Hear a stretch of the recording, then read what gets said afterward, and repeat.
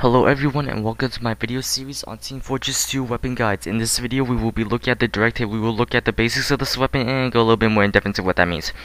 Alright, let's go into the basics. So the direct hit is a level 1 rocket launcher available to the soldiers class taking its primary slot. Let's go into its stats. Plus 25% damage bonus, plus 80% projectile speed, mini crits targets launch airborne by explosions, and by 70% explosion radius. Alright, so let's go into a little bit more in depth into those stats. Plus 25% damage bonus. This raises its minimum damage from 45 up to 56. It also raises its maximum damage all the way up to 140. This allows you to take out certain classes with a base health of 125 and one shot on occasions at point blank. So that's a nice difference it makes out on the field. So yeah. Alright, plus 80% projectile speed. This raises the rocket's projectile speed from 1,100 hammer units all the way up to 1,980 hammer units per second. So that's a massive improvement.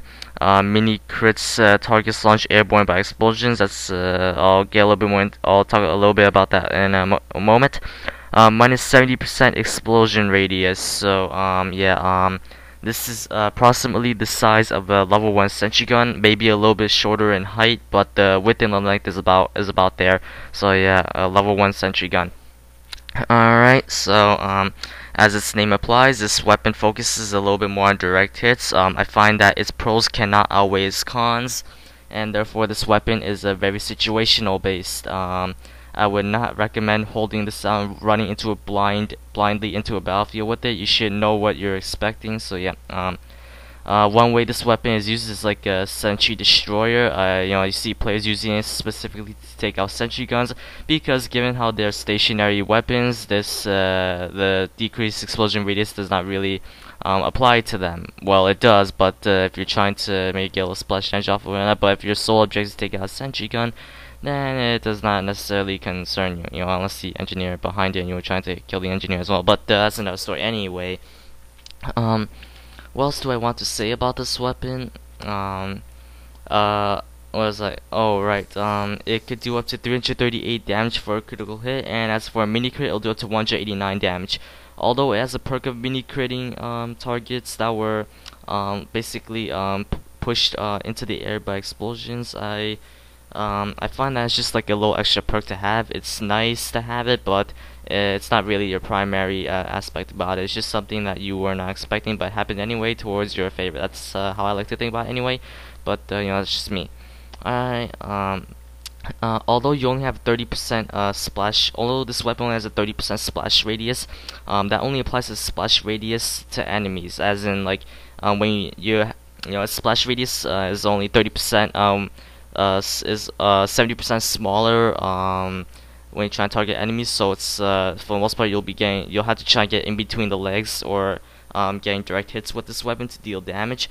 However, this weapon has a 100% self-damage splash radius, meaning when the explosion from the rocket could hurt you as if the splash radius was the size of a normal rocket. This will enable you to rocket jump with this weapon, so that's a good thing. But I think this is actually more of a balancing aspect to this weapon. Suppose you're in a tight area, this weapon would be devastating. However, because of you take a full splash radius, it's very easy to hurt yourself with this weapon. So yeah, it'll do a lot of damage to you. So I find this more of a balancing aspect. But if you're a rocket jumper, at least you can still rocket jump. So yeah. You'll take massive damage, and I don't recommend you take a gun bolster with you because of how hard it is to even target an enemy player with this weapon and hit him successfully. I would recommend having a secondary weapon that could deal out damage as well. Recommended a shotgun. So yeah. You'll be taking a lot of self damage from this weapon if you use it at close range or point blank. So yeah, don't be fooled by that. So yeah.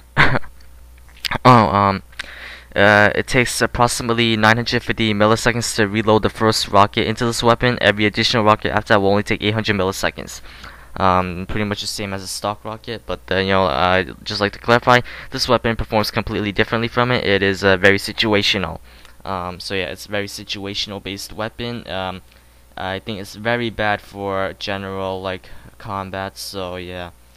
You should know what you're expecting if you're gonna use this weapon. So yeah. Now once again, players tend to use this weapon as a weapon to take out sentry guns with it, and also yeah. If you're gonna fight other players with it, you might wanna, as the name implies, get a direct hit or aim in between the legs, but or not, or just pull back or something. But just know it is the splash radius is a lot smaller than you think.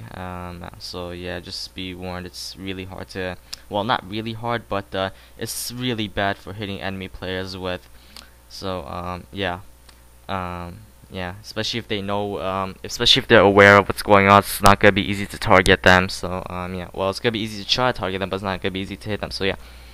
What else do I want to say about this weapon? It could fire one rocket every 800 milliseconds.